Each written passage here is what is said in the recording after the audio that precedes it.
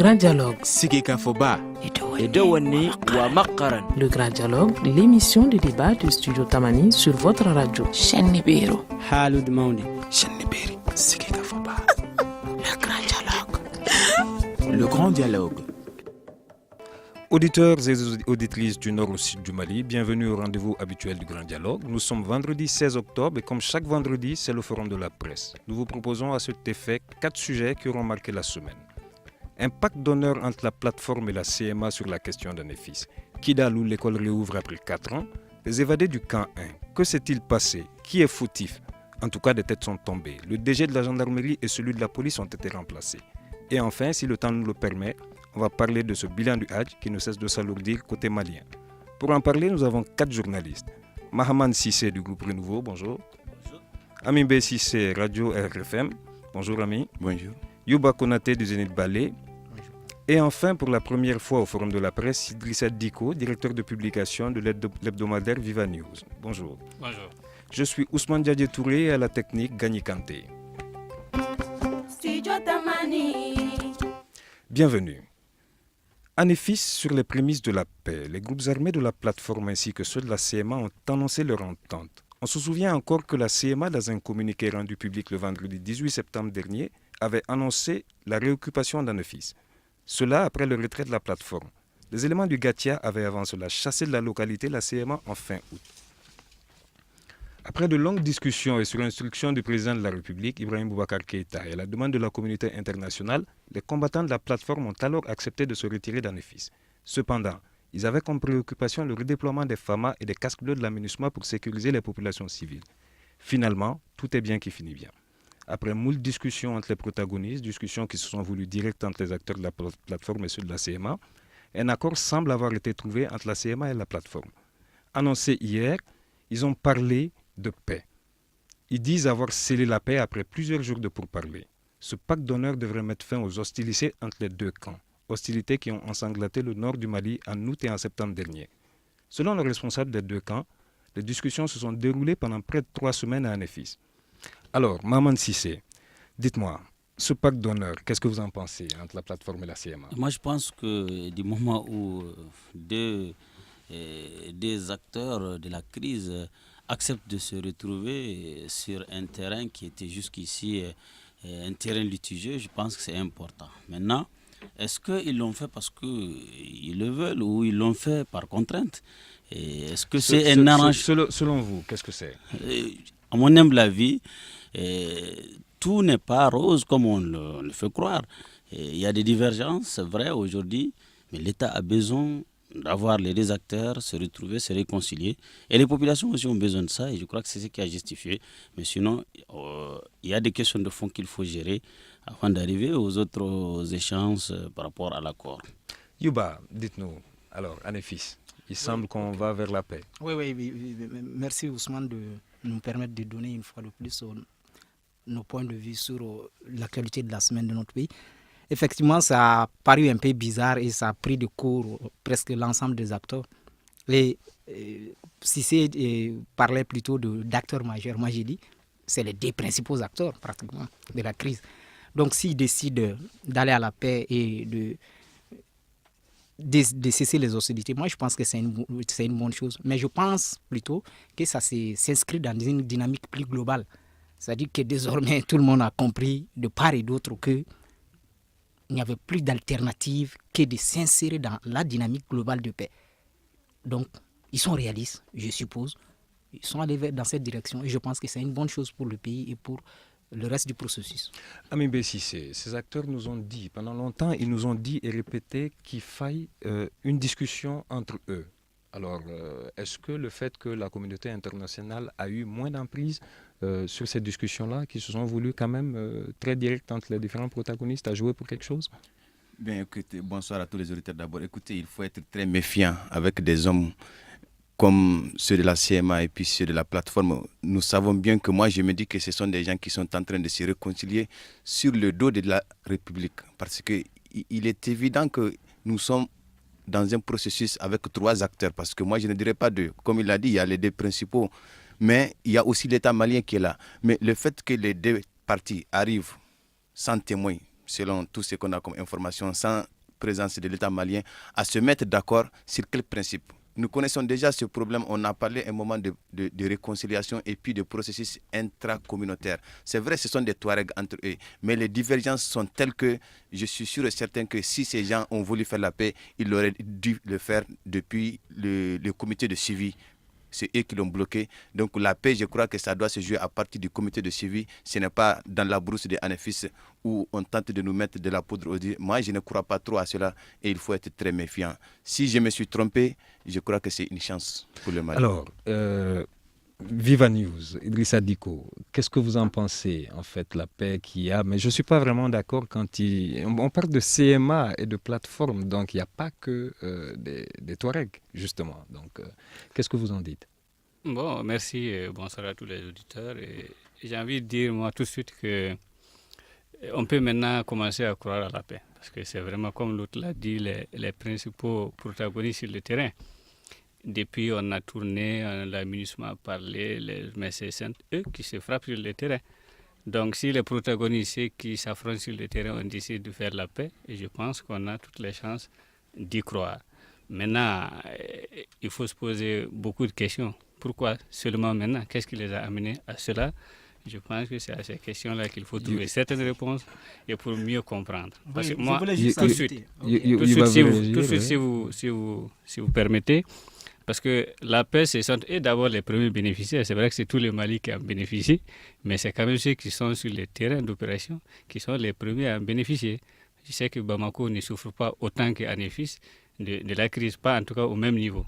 Donc, les acteurs sur le terrain, ce sont eux qui ont des parents déplacés, ce sont eux qui ont des parents réfugiés. Donc, si eux, ils décident de faire la paix, c'est de bonne guerre parce que ce sont eux les premiers bénéficiaires.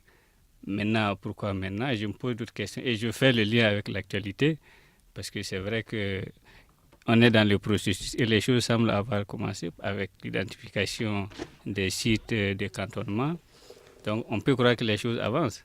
Mais aussi, dans quelques jours, on sait qu'il en France, avec tout l'honneur historique dont on nous a parlé. Est-ce que c'est lié?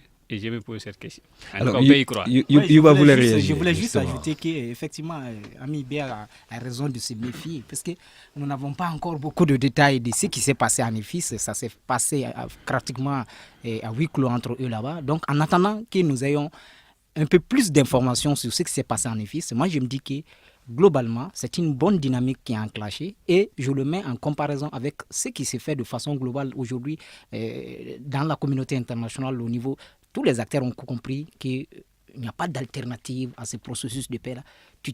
Parce que nous sommes à une phase aussi où les gens sont aussi dans une dynamique de, entre guillemets, de partage. Donc, si tu restes isolé, on va partager sans toi. Donc. Ça me ramène à ma prochaine question, Maman Sissé. Quand on regarde, il y a Idriss Ould Ama qui nous avait mis la puce à l'oreille dans ce studio-là. Et la CMA, dans la déclaration, la CMA et la plateforme ont quand même dit qu'il y a plus de CMA, plus de plateformes qui sont tous les mêmes. C'est quand même une déclaration très forte.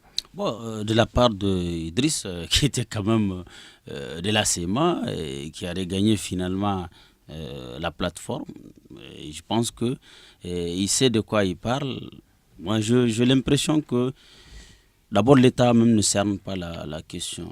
Il n'y a pas trois acteurs dans la crise. Quand je dis acteurs majeurs, c'est parce que je pense que s'il y a acteurs, c'est vraiment la plateforme et la plateforme qui en réalité qui reconnaît l'État malien, qui reconnaît la République et qui en réalité travaille pour l'État malien. Donc normalement, il ne devait pas... La reconnaît désormais la Justement, après signature de l'accord. Ça c'est un autre débat. C'est-à-dire ce qui est sûr.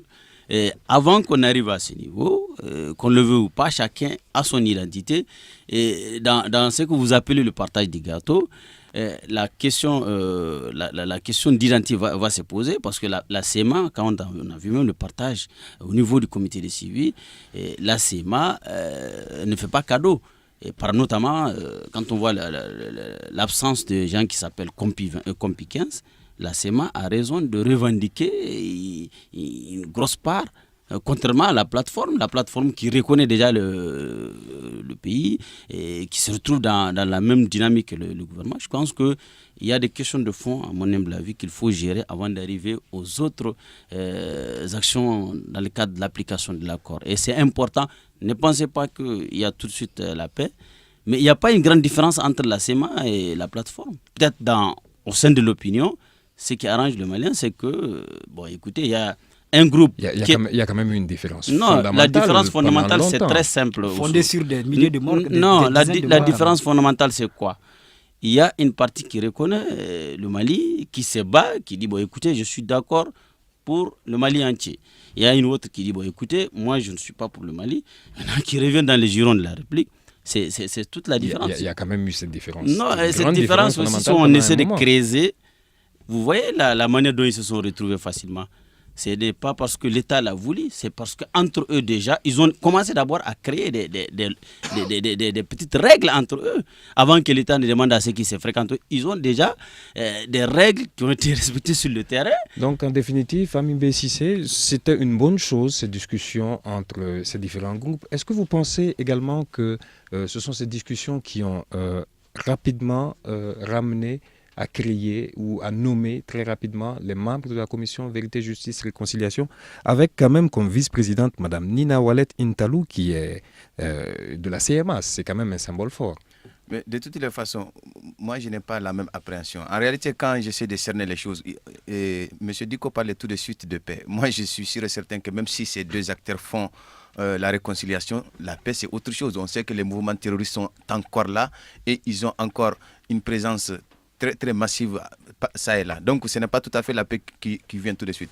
Mais par rapport à la CMA et puis à la plateforme, on sait qu'ils ont des divergences jusqu'à demain. Même récemment, je l'ai dit dans ce même studio, la CMA a fait sortir un document qui comporte l'état de l'Azawad. Donc cela veut dire qu'ils tiennent toujours encore à l'ère république.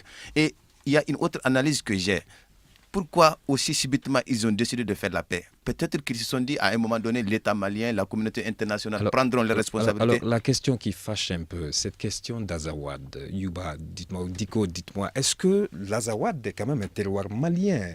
Ça existe au Mali, un petit coin au moins, ne serait-ce qu'un tout petit coin qui s'appelle Azawad. Alors pourquoi ça devrait fâcher ce nom Azawad aujourd'hui, Diko? Oui. Écoutez, Ousmane, tout le monde connaît un peu cette histoire-là. Il y a une portion du territoire malien qui s'appelle incontestablement l'Azawad. Maintenant, de vouloir de là créer toute une république, c'est ça qui a un peu choqué et à vouloir, n'est-ce pas, manipuler l'histoire. C'est ça le problème. Sinon, le nom en tant qu'espace terroir existe. Tout le monde, personne ne peut le contester. Maintenant, quand on manipule l'histoire, quand on manipule les faits pour essayer de brandir ça comme si c'était un fait de façon historique établi, c'est contre ça que les intellectuels maliens et de façon générale les historiens ont dit non. Il faut rectifier ces tirs-là. Maintenant, quand des gens sur un espace donné se disent non, nous ne voulons plus de vous, nous voulons une république, ça peut être naturel, on peut le comprendre.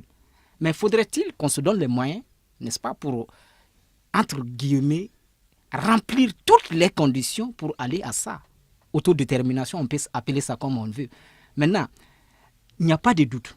Il y a un espace au Mali qui s'appelle Azawad, mais de là à faire de ça une république qui s'appelle Azawad et qui est fondamentalement sur... Je vais vous rappeler un truc, Ousmane, permettez-moi. Yuba, permettez-moi de vous couper juste le temps d'aller en pause. Studio Tamani, 18h30, on revient dans quelques secondes.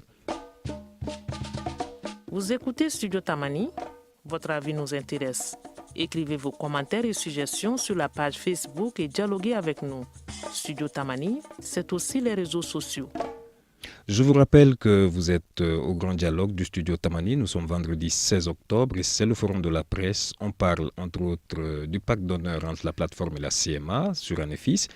Kidal où l'école réouvre après 4 ans de fermeture. Les évadés du camp 1 et ensuite le bilan du drame de Mina. À Stéphane, nous recevons Maman Cissé du groupe Renouveau, Amimbe Cissé de la radio RFM, Yuba Konaté du Zénith Ballet et Idrissa Diko de Viva News. Yuba était sur une lancée. Yuba. Je voulais juste dire qu'il faut, par rapport à la question de votre interlocuteur, quand vous avez dit qu'il dit qu'il n'y a pas de différence entre la CMA et la plateforme, ça c'est de la démagogie. Et personne plus que lui, il sait que c'est de la démagogie, ça ne marche pas. Mais je voulais juste rappeler qu'il faut que les gens se rappellent un peu aussi de l'historique de tous ces mouvements-là. C'est-à-dire que ceux qui sont aujourd'hui, ceux qui constituent fondamentalement, en tout cas, de la portion Touareg qui constitue aujourd'hui la plateforme, mais lors des dernières rébellions, ce sont ces gens-là qui étaient de l'autre côté. Ceux qui sont aujourd'hui considérés comme étant les jusqu'au-boutistes, c'est eux qui étaient du côté du gouvernement malien. Donc, la place a changé un peu. Donc, on ne se met pas dans une logique. On va évoluer un tout petit peu. On va évoluer un tout petit peu. Je veux dire deux mots sur la Zawad. Diko, allez-y, vous n'avez pas été très bavard. Voilà, donc je pense qu'il y a fondamentalement deux raisons qui font que les gens s'irritent tout de suite quand on dit la Zawad. C'est la revendication territorialiste. Et je pense que demain, si le Wassoulou aussi veut créer sa république, Wassoulou aussi va poser un problème. Donc le problème fondamental est là. Ensuite, c'est vrai que il y a aussi l'envergure de l'Azawad, c'est-à-dire l'Azawad s'étend jusqu'où? C'est-à-dire que historiquement, et tous les Maliens, je pense, le savent maintenant, c'est qu'il y a une portion de terre au Mali qui s'appelle l'Azawad. Maintenant qu'on prenne toutes les trois régions du Mali pour dire que c'est ça l'Azawad, ça pose encore un autre problème que d'autres ne peuvent pas accepter du tout. Alors, ce qui m'amène dans le deuxième volet de cette émission consacrée à l'école à Kidal. L'école à Kidal, la rentrée scolaire est prévue pour le lundi prochain 19 octobre.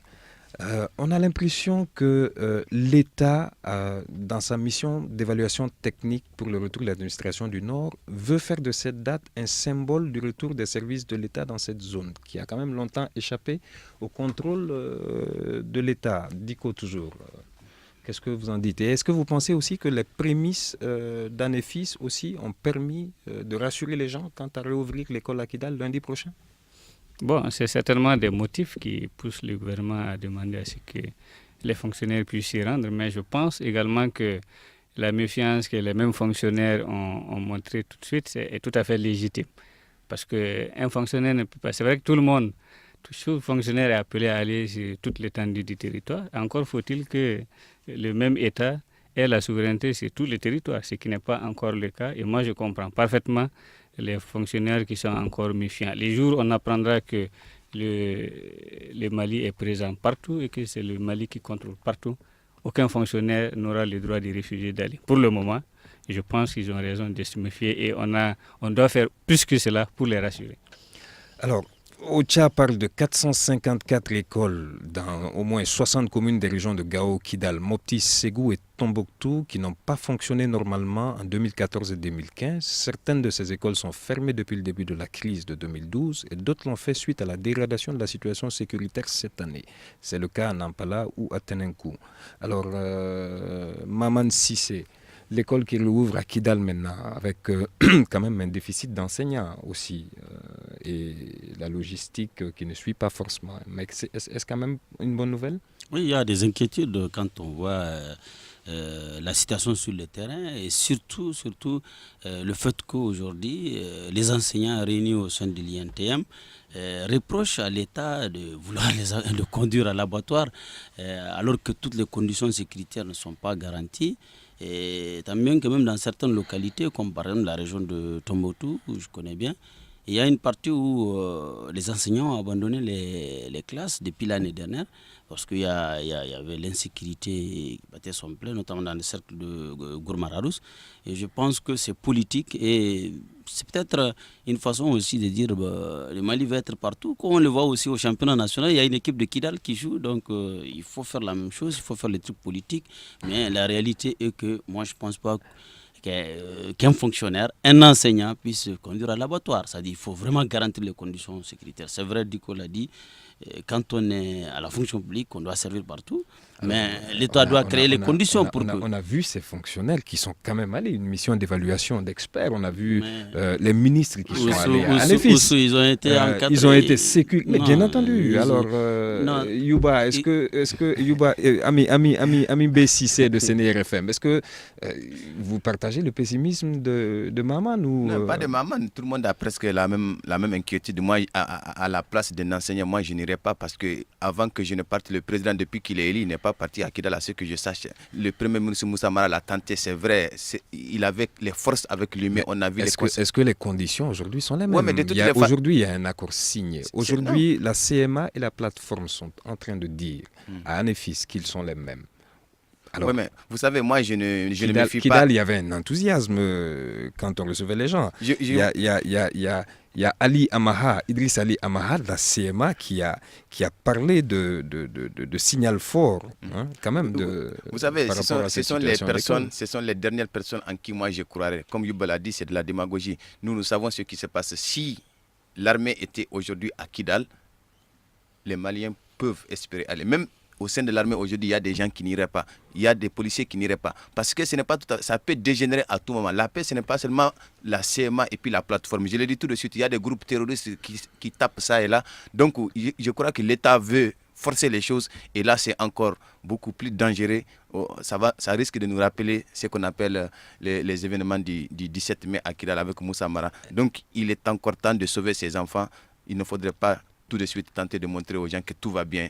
On risque de le regretter. Donc, alors, moi, je ne suis pas aussi optimiste. J'espère que Yuba va être un peu plus optimiste sur la question de l'école à Kidal. Oui, certainement. Moi, je pense que Ami B, si c'est un peu fort, ça dit que l'État est dans son rôle. L'État est dans son rôle. Les régalien de dire, voilà, l'école va faire son retour à Kidal. J'attends que tu ailles me faire un reportage à Kidal. Et puis... Non, j'ai dit l'État est dans son rôle. Justement. Peut-être qu'il faut, La sécurité, il faut aller. peut-être terminer, attendre que je termine ma réflexion. Moi, je dis que l'État est dans son rôle. Maintenant, ça dit que l'ouverture va être symbolique et graduelle, c'est sûr. Personne ne se trompe. La zone est encore infestée, tout le monde le sait. Il ne faut pas qu'on se leurre. Alors Les gens ne vont pas aller. on parle surtout de manque de logistique, de certaines Justement, classes qui c'est-à-dire que qui même auraient s'il y a la été même volonté libérées. aujourd'hui, même s'il y a de presque tous les acteurs, il y a des réalités des terrains qui vont faire que ça ne pourra pas être effectif, en tout cas pas partout. Donc, ça va être, je suppose que ça va être graduel pour des zones comme Nampala et autres qui sont tous quand même concernés par l'absence d'école. C'est sûr que dans une certaine mesure, certaines écoles vont ouvrir. Mais ça ne serait pas toutes les écoles. Et Alors, au cœur de la polémique, il y a des établissements qui ne pourront pas ouvrir avant 2 ans. Ça, tout le monde le sait. Idrissa Diko, il y a eu de Viva News, il y a eu 2 écoles qui ont quand même ouvert à Kidal depuis le 2 octobre avec une cinquantaine d'élèves déjà. L'école qui rouvre officiellement lundi 19 octobre à Kidal. Est-ce une bonne nouvelle? C'est une très bonne nouvelle et si ça pouvait s'accélérer, c'est une très bonne chose. Ce serait bien que toutes les écoles de Kidal puissent rouvrir dans les meilleures conditions de sécurité. Mais nous disons simplement que ces conditions-là ne sont pas réunies. La question c'est qui doit assurer la sécurité d'un fonctionnaire malien sur le territoire malien? C'est d'abord les autorités maliennes. Ce n'est pas la MINUSMA en premier lieu. Et donc c'est le Mali. Si le Mali n'est pas sûr de pouvoir le faire, je pense que les fonctionnaires sont en droit de douter. Parce que ce n'est pas la condition. Les infrastructures, c'est certainement important, mais ce n'est pas la condition première. Si la sécurité est garantie, je suis sûr qu'un enseignant de Kidal ou dans d'autres endroits du Mali peuvent aller enseigner sous un hangar pourvu qu'ils aient de la craie et un tableau, en attendant qu'on ait les infrastructures en dur. Donc vraiment, tant que la sécurité n'est pas assurée par le Mali, ça va être compliqué de rassurer ces enseignants-là et je pense qu'ils ont raison. Maman Sissé, la MINUSMA qui d'ailleurs est en train de cibler, de localiser certains sites de cantonnement aujourd'hui, est-ce que vous pensez qu'un cantonnement des groupes armés pourrait être un bon préalable, un bon début pour instaurer la paix et la sécurité dans ces zones? Oui, mais je pense que c'est important, mais avant de partir, je vais d'abord trouver la réponse aux doléances de Diko. Et parmi les gens de la CEMA, il y a des enseignants. Mohamed Djeri, c'est un enseignant. Il peut laisser les préparer et aller enseigner. Il y a beaucoup. Ambeli Aguirissa est enseignant. Et si on veut la paix, on doit se battre pour la paix.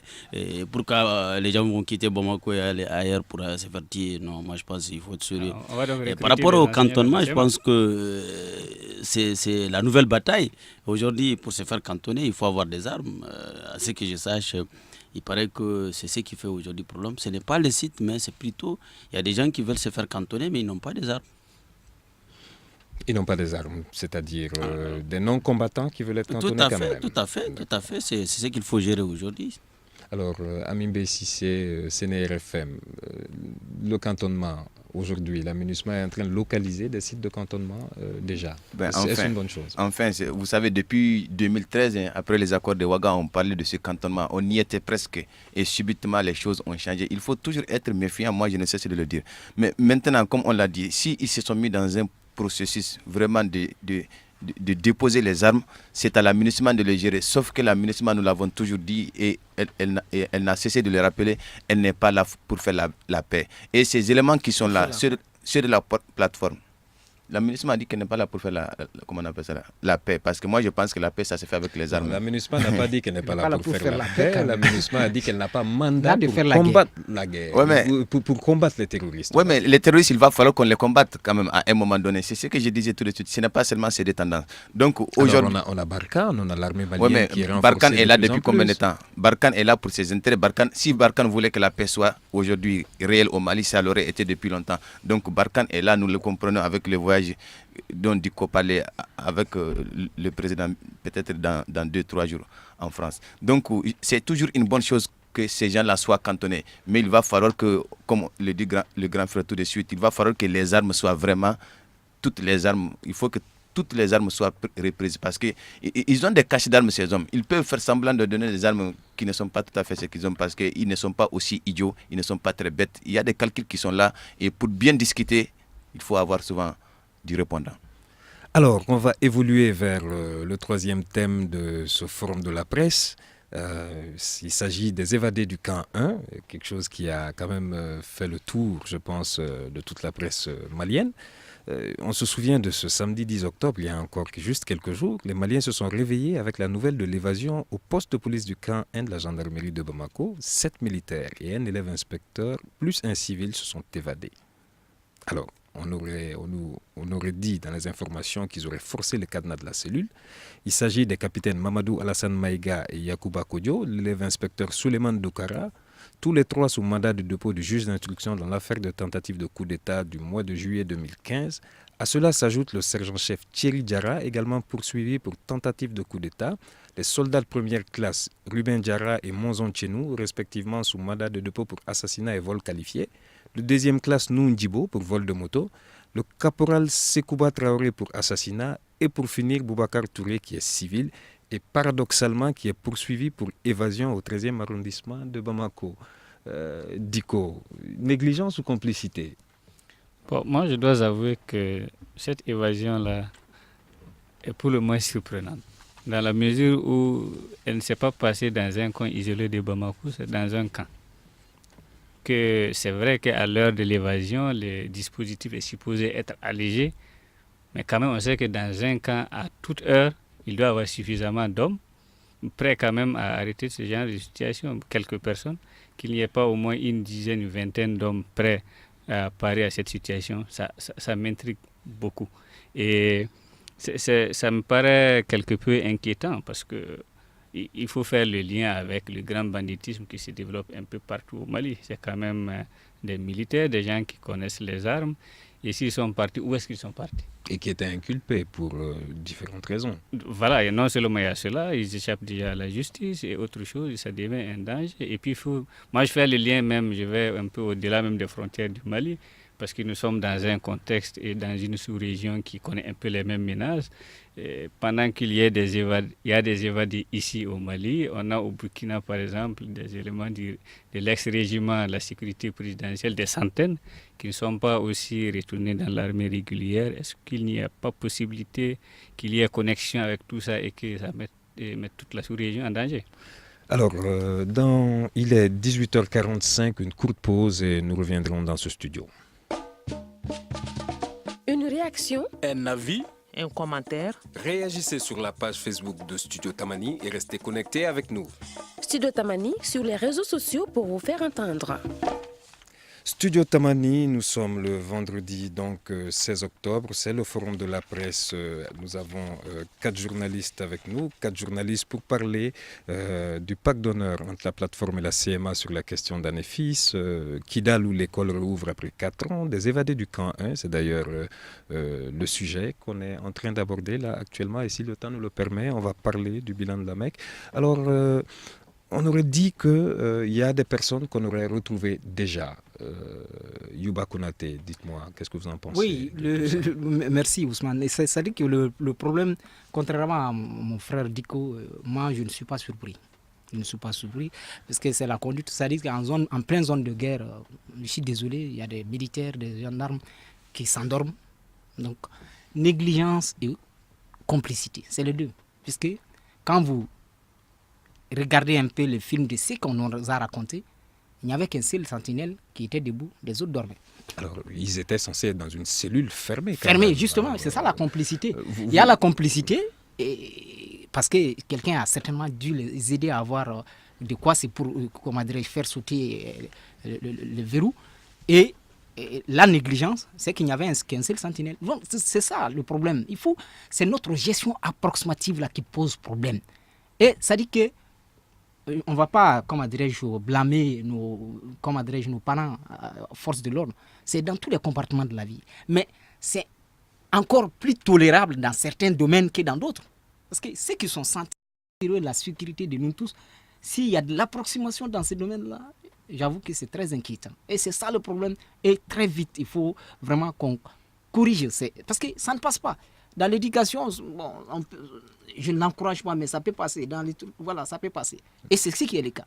Mais dans la sécurité des gens, ceux qui détiennent notre sécurité, ça ne passe pas. Puisque un cas de truc de négligence, c'est des morts. Un cas de négligence, c'est des morts. Et c'est tout de suite. Et très souvent, malheureusement, c'est eux qui meurent. D'abord les premiers. Maman Sissé, l'inspecteur de police Ousmane Fane, qui n'a pas voulu s'évader, aurait dit que les évadés ont bénéficié d'une aide extérieure qui leur a permis d'obtenir une barre de fer pour forcer le cadenas de la cellule et obtenir une arme. Et on voit quand même qu'il y a des têtes qui sont tombées, puisque le chef de la gendarmerie et celui de la police ont été changés. Les affaires sont directement Moi, je pense qu'avant que le directeur de la police ne soit limogé, il y a d'abord c'est-à-dire le lendemain de l'acte, il y avait un balai au niveau du camp 1, le camp 1. On a vu des grands officiers de la gendarmerie qu'on ne voyait pas. C'était vraiment une affaire sérieuse. Et on a vu des responsables qui ont été relevés. Maintenant, est-ce qu'il y a une complicité à l'interne ou à l'externe? Ce qui est sûr, il y a une volonté délibérée de l'État de cacher cette affaire. Et on a vu 72 heures, sinon 48 heures après l'affaire, l'État n'a pas communiqué là-dessus. Il a fallu qu'une équipe de la télévision nationale interroge un officier chargé du dossier pour qu'on puisse savoir réellement les vrais détails. Et il y a un autre détail qu'on ne nous a pas dit. Pendant longtemps, c'est la presse qui faisait écho du fait qu'il y avait des militaires qui voulaient intenter un coup d'État.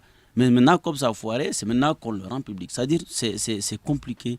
On a l'impression qu'on veut nous cacher quelque chose. Moi, c'est cette impression que j'ai. Et tout au long de cette affaire, je me suis dit, peut-être il y a un autre coup qu'on veut nous préparer. On ne sait, ça peut nous amener où. Donc vous pensez qu'il y a de la rétention d'informations quelque part. Ami Sissé de Séné RFM, qu'est-ce que vous pensez de cette situation? Est-ce qu'on est quand même dans un épisode de prison de briques? On se souvient aussi de Wadoussen qui a échappé de la prison centrale. Ben, il y a encore quelques mois. Moi, je ne ferai pas le parallèle de l'affaire Wadoussen avec des militaires maliens, quoi qu'ils aient pu faire. Mais comme Yuba l'a dit, il y a cette facilité qui est là. L'officier dont vous parlez qui n'a pas voulu fuir, lorsque lui, il arrive à expliquer la façon par laquelle ces gens sont évadés, mais il pouvait quand même faire quelque chose.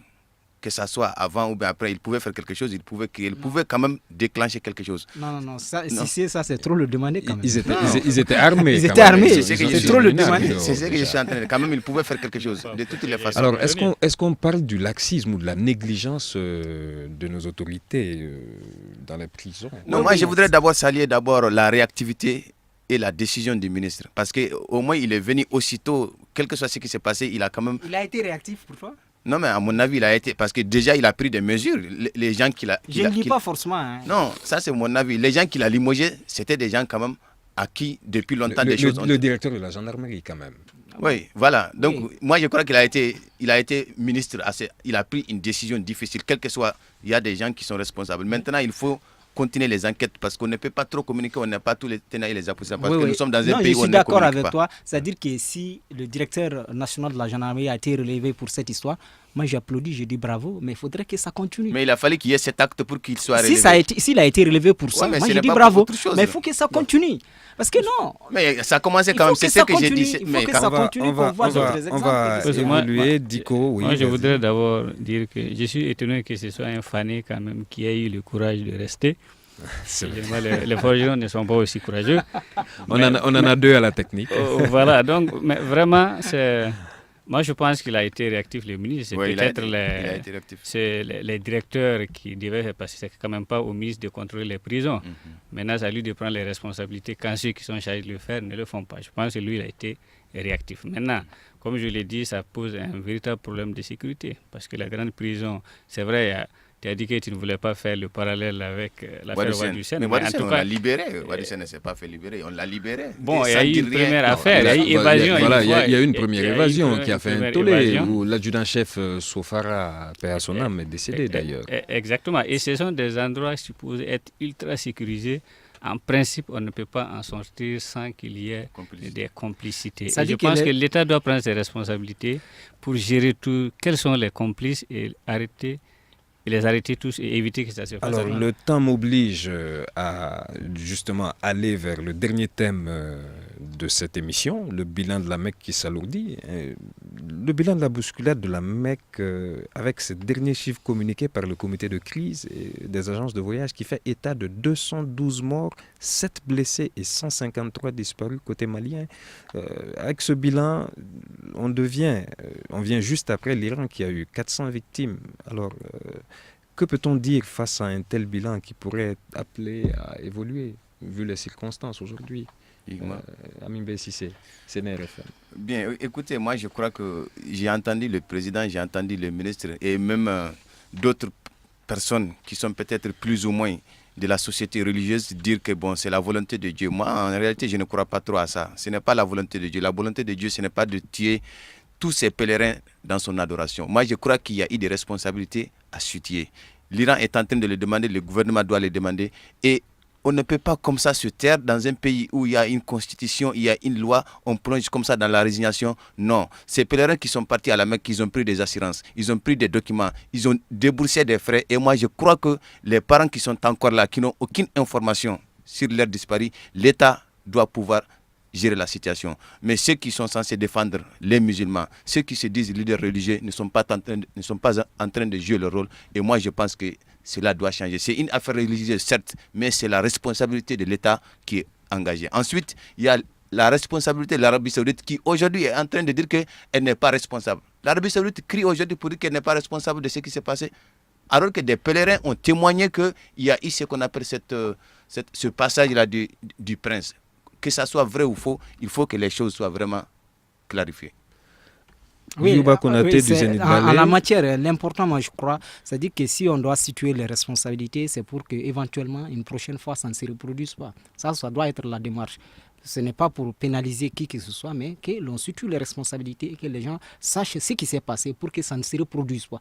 Maintenant, de l'autre côté, puisque ça c'est un autre aspect, et de l'autre côté, ce que nous avons déploré ici surtout, c'est le jeu de cache-cache auquel s'est livré notre gouvernement. On n'a pas compris pourquoi le gouvernement du Mali était 72 heures, plus de 5 jours, 6 jours après, le dernier de tous les gouvernements à travers le monde a donné ses premiers chiffres. Ça, on n'a pas compris. On a vu comme s'il y avait une volonté de cacher. A priori, ce qui s'est passé à la Mecque n'est pas du ressort du gouvernement malien. Maintenant, pourquoi le gouvernement s'entête à cacher la réalité de ce qui n'est pas de son ressort? Moi, je n'ai pas compris. Comme ils ont tout le temps des choses à se reprocher, certainement, ceci explique cela. Merci. Maman Sissé, alors dites-moi, c'est l'heure d'ailleurs de saluer les bénévoles qui font un travail magnifique, du centre d'écoute des bénévolats qui aident les familles à retrouver ou à avoir des nouvelles de leurs parents disparus. À la place du gouvernement. Pas à la place du gouvernement, on va dire des bénévoles. Des pays comme la Côte d'Ivoire ont envoyé des gendarmes. Au moins, dans ce pays, il y a des gens qui pensent qu'à un moment donné, il faut prendre ses responsabilités. Il faut prendre les responsabilités. C'est-à-dire, moi, je ne suis pas de ceux qui pensent que l'Arabie Saoudite, c'est-à-dire, je ne pense pas que l'Arabie Saoudite a intérêt à ce qu'il y ait des morts. La thèse du prince, c'est une thèse que les gens développent. J'ai l'impression que ce qui ne va pas dans mon pays, c'est que le gouvernement et les agents de voyage n'arrivent pas à s'entendre, n'arrivent pas à travailler ensemble. Et ça, ce n'est pas pendant le drame, c'est fait avant le drame. C'est-à-dire qu'il y avait des petits problèmes. Arrivé à la Mecque, et ce drame est survenu, l'État et les agents de voyage ne sont pas sur la même longueur d'onde. Et c'est ce qui fait qu'aujourd'hui... Non, ce n'est pas les morts. Je dis, mais si les agents de voyage avaient la liste de tous les pèlerins, on aurait pu se situer. S'il y avait une organisation interne au niveau des agences, il y a beaucoup de choses qu'on pourrait éviter. Si, par exemple, au niveau du rassemblement, le nombre de personnes qui sont au compte de ton agence ne sont pas sur place, tu pourrais au moins alerter. Moi, je dis qu'il y avait un problème au départ, un problème d'organisation.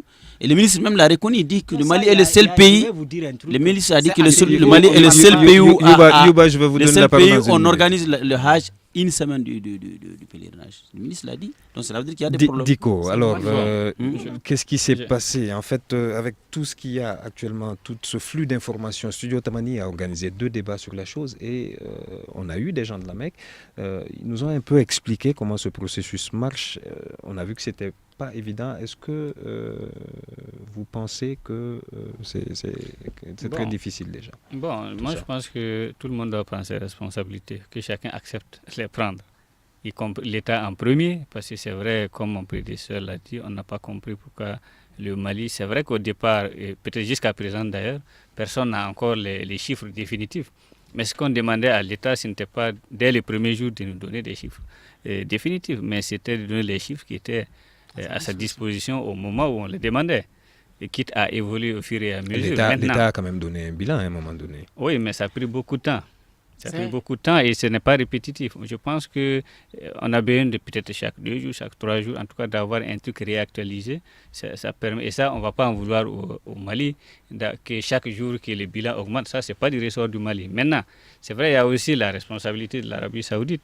Parce que c'est quand même, ça se déroule sur son territoire. Et là, c'est elle qui doit garantir la sécurité de tout le monde. Maintenant, à écouter les pèlerins eux-mêmes, et les pèlerins aussi ne sont pas exempts de critiques. Moi, j'ai quelqu'un qui était là-bas, qui m'a décrit, qui s'est retrouvé dans la bousculade, et qui me dit que lui, il doit son salut parce qu'il a dû s'agripper à un grillage ou quelque chose comme ça. C'est un militaire malien, peut-être que c'est ça qui l'a d'ailleurs sauvé, parce qu'on leur a dit d'attendre 10 heures, en tout cas 1 heure précise, mais ils ont estimé que comme ils étaient là assis à ne rien faire, ils étaient un peu oisifs et ils vont anticiper, ils vont aller. Donc eux-mêmes n'ont pas respecté les consignes que l'Arabie Saoudite a données. Il faut appeler les gens à être civiques partout et en tout temps. C'est ce qui manque souvent. Ça ne justifie pas la bousculade. Merci, c'est tout pour ce numéro du Grand Dialogue. Nous étions avec 4 journalistes, Maman Sissé du groupe Renouveau FM, Ami B. Sissé de la radio RFM, Yuba Konaté du Zénith Ballet, Idrissa Diko, directeur de publication de l'hebdomadaire Viva News. Merci messieurs pour votre disponibilité. Un clin d'œil à nos auditeurs de Koulikoro qui nous accueillera très bientôt pour un grand dialogue. Voilà, je suis Ousmane Diadje Touré à la présentation, Gagny Kanté, un forgeron à la technique, nous on dirait un autre forgeron à la régie vidéo. Cette émission a été réalisée par Sédou Fomba. À très vite sur Studio Tamani pour un autre grand dialogue. Bon début de week-end.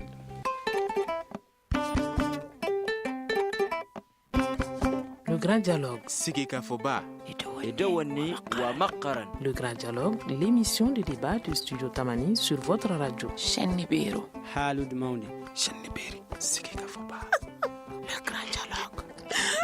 Le Grand Dialogue.